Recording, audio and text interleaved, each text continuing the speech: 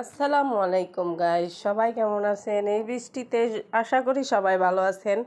বৃষ্টি হচ্ছে অনেক সুন্দর বাইরে। এই বৃষ্টিতে খিচুড়ি খেতে কার না ভালো লাগে। তো বাসায় আমার বড় মেয়ে বলতেছিল, আম্মু খিচুড়ি রান্না করো। তারপর খিচুড়ি রান্না করতে চলে আসলাম। খিচুড়ির চাল নিলাম, তারপর ডাল নিলাম, নিয়ে একসাথে এগুলো ভালো করে ধুয়ে নিলাম। এখানে আমি চলে এসেছি কিছুটা ধনিয়া বাটা দিব। খিচুড়িতে ধনিয়া বাটা করতে আসছি। তারপর হচ্ছে যে আপনার এই আদা রসুন পেস্ট করে নিলাম ভালো মতো। বাটাটাই দিলাম, কেননা বাটাটা দিলে অনেক ঘ্রাণ করে, সুগন্ধ আসে অনেক সুন্দর। পেঁয়াজ দিয়ে নিলাম, ধনিয়া বাটা দিয়ে নিলাম, কাঁচামরিচ দিয়ে নিলাম।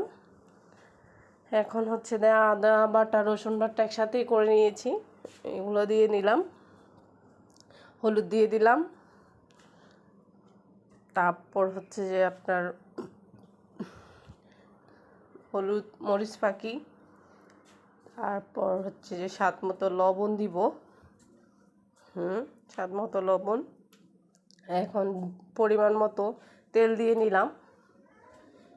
নিয়ে আমি এটাকে এখন একসাথে করে মেখে ঝুঁকে নিলাম ভালো মতো।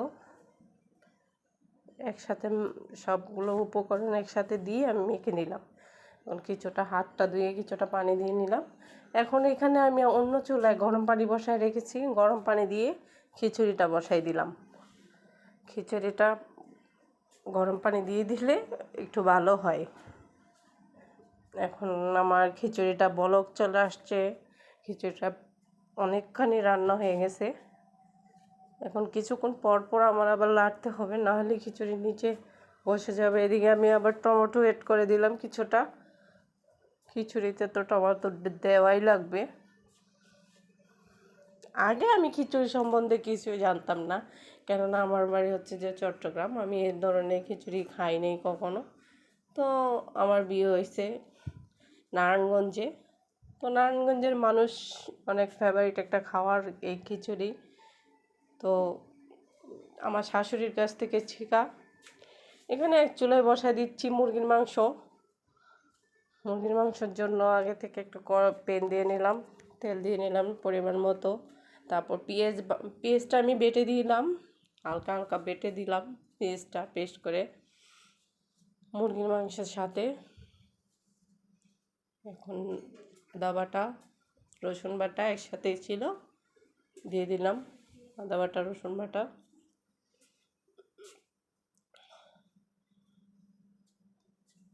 ভালো মতো নেড়ে ছেড়ে এখন হলুদ পরিমাণ মতো, মরিচ পরিমাণ মতো দিয়ে নিচ্ছি, স্বাদ মতো লবণ। এটা দিয়ে এখন ভালো করে কষাই নিব। তারপর হচ্ছে একটু পানি অ্যাড করবো, কেননা জানেনই তো একটু ভালো মতো কষাইতে হবে। রান্নার আসল গুণ হচ্ছে কষানোর মধ্যে। যত কষাবেন তত সব কিছু স্বাদ হবে। ভালো মতো কষিয়ে নিচ্ছি। কষিয়ে নেওয়ার পরে এখন আমি মাংসটা দিয়ে নিলাম। মাংসটা ভালো করে নেড়ে ছেড়ে এর সাথে একটু ভালো করে নেড়ে নিতে হবে, যেন ভালো মতো চারিদিকের মরিচ মশলাগুলো ঢোকে মুরগির মাংসতে। এখন দিয়ে নিব একটু মুরগির মশলা দিয়ে আবার লাড়াচাড়া করতেছি। কিছু মনে করবেন না, আমি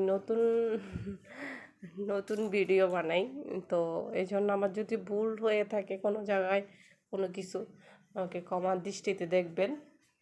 এখন আলু দিয়ে নিচ্ছি। আলু দিয়ে আরও ভালো মতো কষিয়ে নিলাম। কষিয়ে নেওয়ার পর সুন্দরভাবে ভালো মতো নেড়ে ছেড়ে নিচ্ছি। তো যেটা বললাম, খিচুড়ি সম্বন্ধে জানতাম না, নারায়ণগঞ্জের যে খিচুড়ি সম্বন্ধে জানি, খিচুড়ি খাই, দেন এখন নিজেও রান্না করতে পারি। আর ওইটা হচ্ছে যে পুরাই আমার, বললাম না, আমার শাশুড়ির ক্রেডিট, আমার শাশুড়ি আমাকে শিখিয়েছে। তিনি, উনি তো বেঁচে নাই, কিন্তু ওনার শিক্ষাটা আমার কাছে আছে। ওনার জন্য সবাই দোয়া করবেন, উনি যেন জান্নাতবাসী হয়। এখন একটু পানি দিয়ে নিয়েছি, আমার কষানো শেষ মুরগির মাংসতে। পানি দিয়ে এখন আমি এটা ডেকে দেব। আমার এটা হওয়ার পরে আমি দেখব।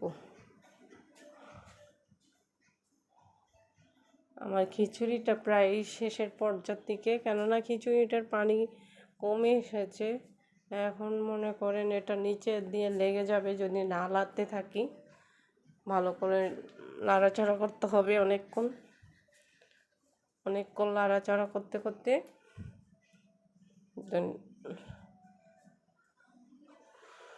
ভালো মতো নেড়ে চেড়ে তারপর আপনার এটাকে নাড়াচাড়ার ভিতরেই রাখতে হবে, কেননা ওইটার পানি শুকিয়ে আসছে। ওটা আপনার নিচে দিয়ে লেগে যেতে পারে, লেগে গেলে তো অনেক পুরা গন্ধ বের হবে, এর জন্য স্বাদ লাগবে না। তাই এটা লাড়ার ভিতরে রাখতে হবে। এখন ধনিয়া পাতা দিয়ে আমি চুলাটা অফ করে দেব।